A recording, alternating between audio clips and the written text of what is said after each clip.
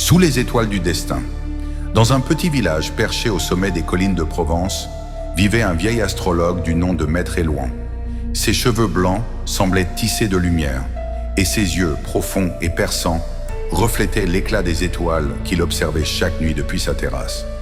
Les habitants venaient de loin pour consulter ses prédictions. Certains demandaient s'ils trouveraient l'amour, d'autres s'inquiétaient de la santé de leurs proches, d'autres encore espéraient des conseils pour leur récolte. Mais ce qui rendait Élouan unique n'était pas seulement son savoir. C'était sa conviction profonde que les astres ne dictaient pas la vie, mais qu'ils l'éclairaient comme une lanterne au bord d'un chemin. Décidée à en savoir plus, Issé fouilla dans les affaires de son défunt père. Elle trouva un carnet relié de cuir. Les pages étaient remplies de dessins d'étoiles, de chiffres mystérieux et de phrases énigmatiques. Quand l'astre rouge dominera, la vérité se lèvera. Ne crains pas les ténèbres, car elles guideront vers la lumière. Elle courut montrer ces mots à Élouan. « Ton père », murmura-t-il. Il savait, peut-être même qu'il avait découvert le secret de cette conjonction. Et si sa mort n'était pas un hasard, mais une conséquence, le silence pesa lourd entre eux. 3. Le secret de son père.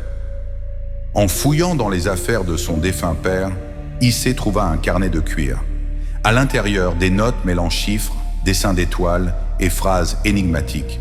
Quand l'astre rouge dominera, la vérité se lèvera. Ne crains pas les ténèbres, car elles guideront vers la lumière.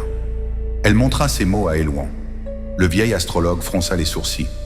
Ton père savait, il connaissait l'existence de ce cycle rare. Peut-être voulait-il te protéger ou te préparer à une mission. Dans les jours qui suivirent, le village connut des phénomènes inhabituels.